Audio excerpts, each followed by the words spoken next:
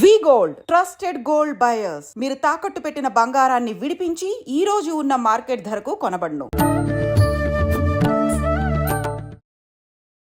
నమస్కారం, welcome to I dream. ధర్మ మార్గం విత్ విజిత కార్యక్రమానికి స్వాగతం. ప్రస్తుతం మనతో పాటు ఉన్నారు ప్రముఖ జ్యోతిష పండితులు బ్రహ్మశ్రీ చేబిఎం కిరణ్ కుమార్ శర్మ గారు. ఇప్పుడు వారితో మాట్లాడేద్దాం. నమస్కారం అండి. అఖండ ఐశ్వర్యవతి భవ. గురుగారు, మహాశివరాత్రి రాబోతోంది. మహాశివరాత్రి అనగానే అందరికీ గుర్తొచ్చేది ఉపవాసం, జాగరణ. నిజంగా చేయాల్సింది రెండేనా? మనకు పురాణాల్లో, శాస్త్రాల్లో కూడా ముందు నుంచి ఉపవాసం, జాగరణ గురించే చెప్పబడిందా? అసలు ఆ రోజు ఏం చేయాల్సి ఉంటుంది మనందరం కూడా? ఒకటేంటంటే శివుడి యొక్క మంత్రాల్లోనే చెప్పబడింది. అంటే ఏమేమి ఉన్నాయనేది ఒక చమకం, నమ్మక చమకాలనే మంత్రాలు ఉన్నాయి. చమకము అనేది ఏంటంటే ఎక్కడెక్కడ భగవంతుడు ఉన్నాడు అంటే గోధుమల్లో, బియ్యములో, పప్పులో, ఉప్పులో, శరీరంలో ప్రతి చోట ఉన్నటువంటి వ్యక్తివి నాకు ఇటువంటివన్నీ కూడా నాకు సమృద్ధిగా ఇవ్వని చెప్పడం. చమకము అంటే ఏదైతే మనము అనుభవిస్తున్నామో ఇప్పుడు యుగంలో అన్నిటి కూడా నాకు ఇది ఇవ్వు అని చెప్పడం. అన్నిటి కూడా చెప్తున్నాడు మంత్రాలలో. ఈ పదార్థాలన్నీ కూడా ఉన్నాయి. బెల్లము, పప్పు, ఉప్పు, బంగారము, ఇవన్నీ కూడా మనకు నిత్య జీవితంలో ఏదైతే అవసరమో మానవ మనుగడకి అన్ని చమకలు చెప్పబడింది. మరి ఆ కాలంలో ఎక్కడున్నాయి స్వామి మంత్రాలంటే ఆ కాలంలో కూడా ఉన్నాయి. ఎప్పుడు కలియుగంలో జరగబోయేటువంటి విషయాన్ని చాలా మంది అనుకుంటారు. ఇప్పుడు మీకు విషయం సరే, మహాశివరాత్రి మనకి 26వ తేదీ ఫిబ్రవరి 2025లో జరుగుతోంది. అది మహాశివరాత్రి పుణ్యమైనటువంటి రోజున మనకి చతుర్దశి ఘడియలు ఏ రోజైతే అర్ధరాత్రి ఉంటాయో దాని పేరు మహాశివరాత్రి. అంటే బహుళ పక్షంలో అంటే పౌర్ణమి వెళ్ళిన తర్వాత వచ్చే చతుర్దశి రాత్రి అంటే నిషేధి రాత్రి ఎప్పుడైతే 11:45 నుంచి 12:45 మధ్య ఉన్నటువంటి ప్రాంతాన్ని నిషేధి వ్యాప్తి అంటారు. ఆ నిషేధి కాలంలో ఉన్నటువంటి చతుర్దశినే మహాశివరాత్రి లేదా మాస శివరాత్రి. మాఘమాసంలో వచ్చేటువంటి మాస శివరాత్రికే మహాశివరాత్రి అని పేరు. ఇది క్లారిటీ గుర్తుపెట్టుకోండి. ఇప్పుడు నేను ఒక విషయం చెప్తున్నాను మీకు. నేను పురాణాల్లో ఉన్నటువంటి విషయాల్లో వాల్మీకి రామాయణం ఎలా జరిగింది, వాల్మీకి రామాయణం తర్వాత పుట్టాడు కదా, మరి ఆయన ఎట్లా రాశాడు రామాయణాన్ని చాలా మందికి అనుమానం. గణపతి రాశాడు అని అంటారు. వాల్మీకి గణపతి సాయం చేశాడు. వాల్మీకి చెప్తుంటే ఆయన రాశాడు, ఆయన పన్ను తీసి రాశాడు మీరు చెప్తుంటారు. అయితే మరి జరగబోయేదాన్ని జరిగిన తర్వాత దాన్ని జరగబోయేలా రాశాడు అనే విషయాన్ని అడుగుతుంటారు. అంటే అంతకు ముందైనా జరగబోయేటువంటి విశేషాలని తను అవగతం చేసుకుంటూ ఇలా యుద్ధం జరిగింది ఆయన ఫ్యూచర్లో ఉంటూ పాస్ట్ రాశాడు. వాల్మీకి వారు ఫ్యూచర్లో ఉంటూ పాస్ట్ రాశాడు ఆయన.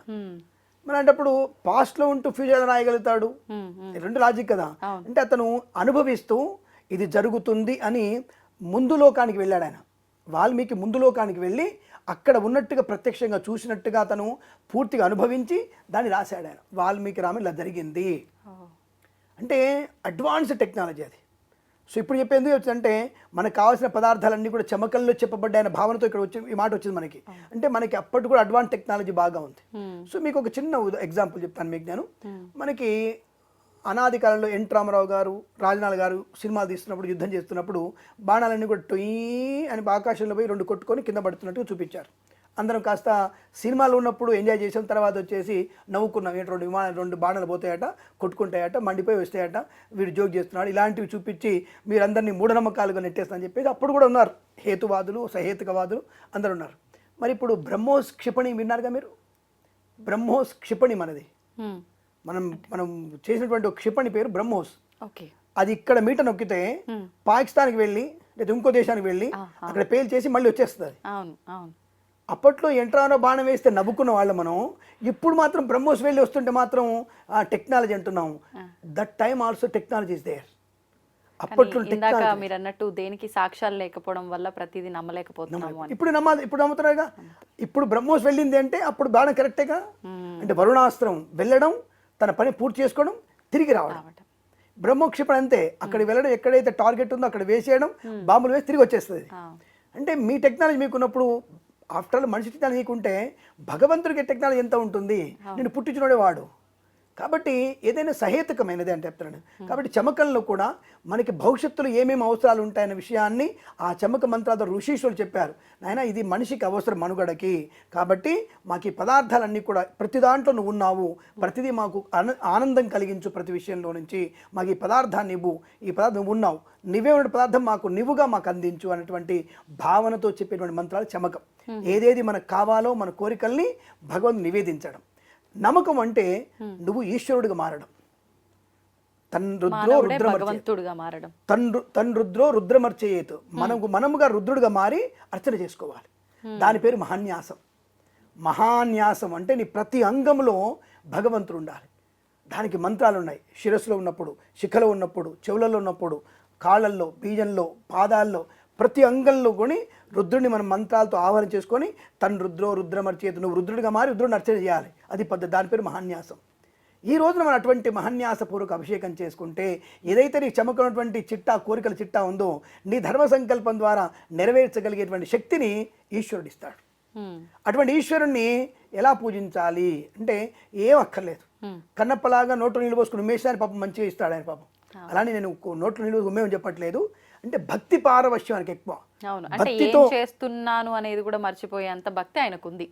భక్తి ఉంటే చాలు ఆయన మనకి ప్రసన్నుడైపోతాడు. కనపడతాడు స్వామి అంటే నిజంగా కనపడతాడు కూడా, మనకి నిజంగా ప్రత్యక్షం అవ్వచ్చు కూడా. అటువంటి భోళాశంకరుడు ఆయన. ఈ సమయంలో కూడా ఇక్కడ మనం మాట్లాడుకున్న మధ్యలో కూడా ఆయన ఉన్నాడు. ఇక్కడ ఆయన ఉంటేనే ఈ మాటలు వస్తాయి కదా, రావవి. ఈశ్వరుడు ఉన్న చోటనే మనకి మాటలు వస్తాయి. కాబట్టి ఈశ్వరుడు ఇక్కడే ఉన్నాడంట. నేను ఈశ్వరుడు మీ పక్కన ఉన్నాడు, నా పక్కన ఉన్నాడు, ప్రతి ఒక్క చోట ఈశ్వరుడు ఉన్నాడు. ఈశ్వరుడు లేని చోటు లేదుగా. కాబట్టి అటువంటి ఈశ్వరుణ్ణి మనము మహాన్యాసపూర్వకంగా పూజిస్తే అద్భుతం. కాసిని చెంబెడు నీళ్ళు ఆయన మీద పోసి ఒక బిల్వదళం పెడితే చాలు, ఇత విభూతి శ్మశానంలో విభూతి చాలు ముఖం తీసినా చాలు. శ్మశానం వెళ్తూ శ్మశానంలో విభూతి తీసుకెళ్ళిపోయి ఆయన ముఖం నీళ్ళు పోసేసి ముఖం ఇంత విభూతి వేస్తే కూడా ఆయన ఈశ్వరుడు ప్రసన్నుడు అవుతాడు. అంటే ఇక్కడ ఏమిటి, నీ భక్తి అక్కడ ఇంపార్టెంట్. ఎక్కడ తీసుకొస్తున్నాడు? కన్నప్ప పెట్టిన మాంసాన్ని కూడా స్వీకరించాడు. కన్నప్ప పెట్టినటువంటి నోట్లో నీళ్ళు పోసిన స్వీకరించాడు. అదే బ్రాహ్మణి పెట్టినటువంటి పదార్థాన్ని స్వీకరించాడు. కన్నప్ప బ్రాహ్మణి చూసి ఇవన్నీ అవసరం చెప్పేసి పక్కనట్టేసి ఆయన కుడి కాలుతో తంతాడు. ఆయన ఎందుకంతాడు అంటే రక్తం వస్తుంది కాబట్టి తన్నాడు. ఆయన కన్ను గుర్తు కోసం కన్ను పెట్టి ఇంకో కన్ను తీయబోయాడు. అంటే నీ భక్తి ఎలా ఉండాలి? నువ్వు తంతే పడతాడు తన్ను, కానీ నువ్వు కన్ను ఇవ్వగలిగే శక్తి నీకు ఉన్నప్పుడు తన్ను ఆయన. నీ గుడ్డకాయ కోసి ఇవ్వగలిగే శక్తి నీకుందా, అప్పుడు భగవంతుని ప్రత్యక్షం అవుతాడు. అటువంటి భక్తి అనేది ఇక్కడ మహాశివరాత్రి రోజున మనం చేసేటువంటి అభిషేకంలో కనుక నిశ్చలమైన వ్యక్తి విశ్వాసం. త్రయంబకం యజామహే సుగంధిం పుష్టివర్ధనం ఉర్వారుకమివ బంధనాన్ మృత్యోర్ముక్షియమామృతాత్. నువ్వు చనిపోతున్నటువంటి సమయంలో కూడా ఇక కంఠంలోంచి యముడు నీ ప్రాణం తీసుకెళ్తున్నప్పుడు కూడా శివాను నీ ప్రాణం మళ్ళీ 100 ఏళ్ళు ఆయుషిస్తాడు ఆయన. అందుకే ఆయన శివుణ్ణి ఒక్కసారి శివ అంటే ఆనందం అని అర్థం. శివాను నీకు తెలుస్తుంది ఆయన భక్తితోను మనస్ఫూర్తిగాను. అటువంటి తత్వాన్ని మనకు బోధించిన వాడు శివుడు. ఇతరుల యొక్క పాపాన్ని ఇతరుల యొక్క శాపాన్ని కూడా తగ్గిస్తూ 10 మంది కొరకు నువ్వు చేసే అభిషేకం కూడా నీకు అత్యంత శుభాన్ని కలిగిస్తుంది. అది మహాశివరాత్రి ప్రత్యేక అభిషేకం. ఇతరుల కోసం నువ్వు అభిషేకం చేయి, అందరి మంచి కోసం, లోక కళ్యాణం కోసం నువ్వు అభిషేకం చేయి. శతరుద్రాభిషేకము శతగడాభిషేకము నీ ఇష్టం, అది చేయడం వల్ల ప్రయోజనం బాగా ఉంటుంది. అప్పుడు ఈశ్వరుడు నీకేంటి ప్రతి ఒక్కళ్ళు కూడా ప్రసన్నుడే అవకాశం. ఎక్కడెక్కడ ఎవరెవరికైతే నువ్వు అభిషేకం చేస్తున్నావో వాళ్ళ నుంచి 0.1% పుణ్యబలం నీకు వస్తుంది. నీకు 1000% బలం వచ్చేస్తుంది, పుణ్యబలం వస్తుంది. ఇది మనం మహాశివరాత్రి రోజున చేయాల్సినటువంటి పని. రెండవది జాగరణ మాత్రమే చేయాలా అంటే ఇక్కడ అభిషేక ప్రియ శివుడు. అభిషేకం తప్పకుండా చేయాలి. భస్మాభిషేకం చేస్తావా, రుద్రాభిషేకం చేస్తావా, రుద్రాభిషేకం అంటే రుద్రాక్షల అభిషేకం చేస్తావా, గంధాభిషేకం, భస్మాభిషేకం, బిల్వాభిషేకం, సువర్ణాభిషేకం, పంచామృతాభిషేకం, ఎన్నైనా అభిషేకాలు చేయండి. భక్తితో ప్రసన్నమైనటువంటి విశ్వాసంతో ఆ స్వామిని అర్చించిన వారికి తప్పకుండా మీ సంకల్పం నెరవేర్చగలిగే శక్తి ఈశ్వరుడికి ఉంది. ఆయన మనల్ని ప్రసన్నం చేసుకుంటాడు. ఆయన పేరే భోళాశంకరుడు. తప్పకుండా ఆయన ఇస్తాడు, తప్పకుండా. కాబట్టి ఆయన చేసేటువంటి అభిషేకం మనకి 100ంతల పుణ్య ఫలితాన్ని కలిగిస్తుంది. ఇటువంటి మహాశివరాత్రి రోజున మనం జాగరణ అని చెప్తున్నారు మీరు. ఉపవాసము అంటే దేవుడికి దగ్గరగా ఉండడం, నక్తము అంటే నిరాహారము. మరి ఇక్కడ మహాశివరాత్రి రోజు శివపురాణంలో కానీ స్కంద పురాణంలో కానీ ఏమైనా చెప్పబడిందా ఈ యొక్క అభిషేకాల్లో ఈ మహాశివరాత్రి నక్తము గుణం చెప్పి అంటే ఎక్కడా చెప్పబడలేదు. నక్తము అని చెప్పబడలేదు. మరి ఎందుకుంటున్నారు? అదే పిచ్చి. మనిషి ఒక్కొక్కరికి ఒక పిచ్చి ఉంటుంది కదా. ఒక మతం చూసి మనం కూడా ఉమ్ము కూడా మింగొద్దని చెప్పేసి ఉండడం కరెక్ట్ కాదు. ఎందుకు ఉండదండి ఇలా చెప్తున్నారు ఏంటి మీరు? అసలు నేను ఉపవాసం ఉన్నాను. అసలు 3 పూటలు శుభ్రంగా టిఫిన్ చేస్తాను. నేను అన్నం తినను అంతే. ఇంట్లో వాళ్ళు కూడా ఇంట్లో మావిడి ఉంటుంది, మావిడికి టిఫిన్ చేసి ఉంటుంది. అదే అంట నేను చెప్పబోయేది అదే. నక్తము అంటే అన్నం తినకుండా ఉండడం. నక్తం అంటే నిరాహారం ఉండడం కాదు. మనకి కడుపులో జఠరాగ్ని అగ్నిదేవుడు ఉన్నాడు. వాడికి నైవేద్యం పెట్టాలి కదా. ఆ నైవేద్యం పెట్టి శక్తి ఉత్పన్నమైతే కదా దేవుడు పూజ చేసేది. నీకు శక్తి ఉత్పన్నం అయితే శివయ్య దుప్పటికి పడుకోవడం అవుతుంది మనకి. కాబట్టి అలా నీరసించిపోయేటువంటి తత్వం వద్దు. లోపల అగ్నిదేవుడు ఉన్నాడు, ఆయన 2 పళ్ళు ఇస్తే ఆయన తిని మనకి శక్తిని ఇస్తాడు. అప్పుడు నమ శివాయ అనేటువంటి మంత్రాలు చదువుకుంటూ మనం పూజించే ప్రయత్నం చేయాలి. నమస్తే అస్తు భగవన్ విశ్వేశ్వరాయ మహాదేవాయ త్రియంబకాయ త్రిపురాంతకాయ త్రికాగ్నికాలాయ కాలాగ్ని రుద్రాయ నీలకంఠాయ మృత్యుంజయాయ సర్వేశ్వరాయ సదాశివాయ శ్రీమన్మహాదేవాయ నమః. ఇన్ని రుద్రులు మనం అర్చన చేయాలంటే శక్తి కావాలిగా. ఆ శక్తి కావాలంటే 2 పళ్ళు కడుపులో వేసుకోవాలిగా, కాసిని పాలు 2 పళ్ళు 3 పూటలే తిత్తివాళ్ళకి తినమని చెప్పాలా. అలా 2 పళ్ళు తినేసి స్వామిని అభిషేకం చేస్తే ఈశ్వరుడు ప్రీతికరుడే. ఆయన మళ్ళీ ఏమన్నాడు, నేను ఉండగలను, లేదు నేను భక్తితో ఉంటాను, ఉపవాసమే చేస్తాను, నిజంగా అసలు ఏమి తినకుండా అంటే చేసుకోవచ్చా? నక్తము చేయమని ఎక్కడ చెప్పలేదు. ఓకే, చేయమని మీరు చెప్పినప్పుడు ఏమంటావు నువ్వు? అంటే చేసినంత మాత్రాన ఏమైనా దోషమా? అగ్నిదేవుడికి అన్నం పెట్టలేక దోషం కాదా? లోపలికి దేవుడు పెట్టుకొని ఆయనకి అన్నం పెట్టక దోషమేగా. నక్తముగా చేయమని చెప్పలేదు, అలానే అన్నం తినమని చెప్పలేదు, నిద్రపోయేట్టుగా బద్ధకం వచ్చేట్టుగా తినమని చెప్పలేదు, ఉల్లిపాయలు ఎల్లిపాయలు సద్దెన్నాలు పెరుగన్నాలు తినమని చెప్పలేదు. 2 పళ్ళు తినండి. రెండవది, ఎప్పుడైతే కడుపులో మనకి ఏం లేకుండా ఉన్నప్పుడు నిద్ర వచ్చేస్తుంది. నిద్ర వచ్చేస్తుంది ఆటోమేటిక్గా. జాగరణ ప్రధానమైనది. ఎప్పుడు మహాశివరాత్రి కాదు, ప్రతి మాస శివరాత్రి కూడా జాగరణ చేయాలి. అప్పుడు విశేష ఫలితం వస్తుంది. ఎందుకనండి అసలు జాగరణ? జాగరణలో ఏమిటంటే నీ యొక్క పరిపూర్ణమైనటువంటి విశ్వాసాన్ని, అప్పుడు దేవతలందరూ కూడా మానవులు పడుకుంటారు, దేవతలకి మనకి ఉదయం వాళ్ళకి, అంటే మన రాత్రి వాళ్ళకి పగలు. అంతే కదా, పగలు వాళ్ళకి పగలే కదా. సూర్యుడు మన వైపు అస్తమిస్తున్నాడు, వాళ్ళకి ఎప్పుడు 24 గంటలు మేల్కొని ఉంటారు వాళ్ళు.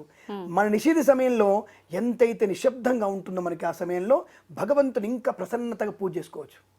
వాళ్ళకి రాత్రి పగలు ఏం లేదు వాళ్ళకి. దేవుడు మనం జాగరణ చేసేది నైట్ పూజ చేసుకోవడం కోసం నామస్మరణ, నిరంతర నామస్మరణ, అచంచలమైన భక్తి విచారంతో. అంటే చుట్టూ పొల్యూషన్ ఉండదు, శబ్దాలు ఉండవు కదా, సౌండ్ లేకుండా నేను నామం మాత్రమే శివాయ నమః. అందరూ మళ్ళీ ఏమనుకుంటే ఇక్కడ నమ శివాయ మంత్రం చదువుకోమంటారు. ఇది బీజాక్షర మంత్రం, అది చదువుకోకూడదు. ఎవరైనా గురువు దగ్గర ఈ నమ శివాయ అనేటువంటి పంచాక్షరి మంత్రాన్ని దీక్షగా తీసుకొని 1,000 జపం చేసుకొని తర్వాత మీరు జపం చేయాలి. ముందు మీరు 1,000 జపం చేసుకోవాలి మనసులో, అప్పుడు మంత్రబలం వచ్చేస్తుంది, తర్వాత మీరు జపం చేసుకోవాలి. ఇది మూల బీజాక్షర మంత్రాలు ఇవి. కానీ శివాయ నమః చెప్పుకోవచ్చు. శివాయ నమః అంతే సింపుల్. నమ శివాయ బీజాక్షరం కన్నా మూలమంత్రం కన్నా శివాయ నమః అన్న మంత్రం చెప్పుకుంటే విశేషమైన ఫలితం కలుగుతుంది. నమ శివాయలో దోషాలు వస్తే మాత్రం నెగిటివ్ ఎనర్జీ పొందుకునే అవకాశం ఉంటుంది. కాబట్టి శివాయ నమః అన్న మంత్రం చదువుకుంటూ రాత్రిపూట మనము పురాణాలు చదువుకోవాలి. స్కంద పురాణం, శివపురాణం. కానీ ఇవాళ రేపు మనము అంతా కూడా ఆ సినిమా చూద్దాం, ఈ సినిమా చూద్దాం, గేమ్ చేంజర్ వచ్చింది, లేదా పుష్ప వచ్చింది, ఇంకోటి వచ్చింది, లేదా ఊ అంటావా మామ, ఇటువంటివి చూడడం వల్ల పరమేశ్వరుడు మనకి ప్రసన్నుడు కాడు. ఎప్పుడైతే ఎక్కడెక్కడైతే నువ్వు పురాణాలు చదువుకుంటావో, ఎక్కడెక్కడైతే శివనామస్మరణ చేస్తుంటావో, ఎక్కడెక్కడ బిల్వాష్టం చదువుతుంటావో అక్కడక్కడ శివుడు ప్రసన్నుడవుతాడు. ఈశ్వరుడు ఉన్న చోట ధనం ఉంటుంది. ఐశ్వర్యం ఈశ్వరాధిచ్చేత్, ఐశ్వర్యం ఈశ్వరునితో ఉంటుంది. కాబట్టి ఈశ్వరుని పూజిస్తే ధనం నీ వెంబడే ఉంటుంది. కాబట్టి ఎంత భక్తిగా నువ్వు జాగరణ చేస్తూ పురాణాలు చదువుకోవడం వల్ల తప్పకుండా అనుకూలం ఉంటుంది. ఇక జాగరణ చేసిన తర్వాత మర్నాడు చాలా మంది జాగరణ విషయంలో కూడా తెల్లవారే వరకు ఉండాల్సిన అవసరం లేదు, 12 దాటిన తర్వాత పడుకోవచ్చు అని చెప్పి అంటూ ఉంటారు. ఇదంతా ఇంగ్లీష్ క్యాలెండర్ మహిమ. ఇంగ్లీష్ క్యాలెండర్ మహిమతో చేసుకున్నారు. సూర్యోదయానికి సూర్యోదయం వరకు ఒక రోజు మనకి, ఉదయాత్ ఉదయం వారం, సూర్యోదయం టు సూర్యోదయం ఒక రోజు మనకి. అంతే ఇంగ్లీష్ క్యాలెండర్ ప్రకారం అర్ధరాత్రి చెప్పిన వాడు ఎవడరా మీకు? అర్ధరాత్రి క్యాలెండర్ మారుతున్నట్టుగా మన తిథి మారదు. తిథి సూర్యుడు కనిపించేంత వరకు తిథి మారదు.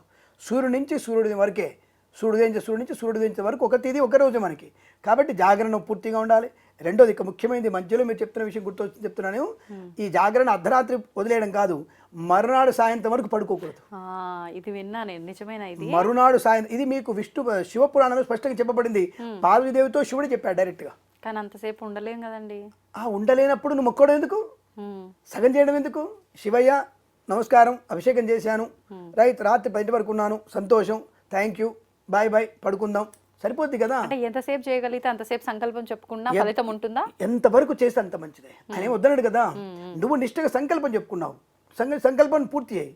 సంకల్పం చెప్పుకోలేదు, వదిలే, స్వామి నాకు శక్తి ఉన్నంత వరకు ఉంటాను నేను, రైట్, అంతవరకే ఉండు, నిన్ను కొట్టాడుగా. దానివల్ల మనకు కావాలని సంకల్పం చెప్పుకొని ప్రమాదాన్ని పొందుకునేందుకు జాగరణ ఉన్నవారు ఎట్టి పరిస్థితుల్లో మర్నాడు సాయంత్రం వరకు, సూర్యాస్తమయం వరకు ఎట్టి మనం నిద్రపోకూడదు. మర్నాడు రాత్రే చుక్కను చూసి, ఈ మహాశివరాత్రి మర్నాడు అంటే పాడ్యమి రోజున, అంటే పాల్గొన శుద్ధ పాడ్యమి రోజున సాయంకాలం భోజనం చేసి పడుకోవాలి, అప్పుడు పడుకోవాలి. ఇప్పుడు ఈ ఉపవాస దీక్ష మరుసటి మర్నాడు ఉదయం. రోజు ఉదయం ముగించవచ్చు. ఉదయం మనం పూజ చేసుకొని అభిషేకం చేసి స్వామివారికి నివేదనను పూర్తి చేసి ఆయనకి పెసరపప్పు అన్నం తప్పకుండా పెట్టాలి. నైవేద్యం భక్తులు గుర్తుపెట్టుకోండి, ఆయన ఖచ్చితంగా పెసరపప్పు అన్నంలో 4 పెసరపప్పు గింజలు వేసి అది మహానైవేద్యంగా పెట్టాలి స్వామివారికి. అది మహానివేదన. అది పెట్టేసుకుంటే చాలా బ్రహ్మాండంగా స్వామివారికి అనుష్ఠానం పూర్తయినట్టే. ఆ తర్వాత మీరు ఒక బ్రాహ్మడికి భోజనం పెట్టేస్తే వేరే బీద వాళ్ళకి భోజనం పెట్టేసి మనం భోజనం చేయాలి. ఎవరికి పెట్టకుండా తినేటువంటి పదార్థము అది కొద్దిగా అమేచ్ఛం అంటారు దాన్ని, అంటే పనికిరానటువంటిది అర్థం.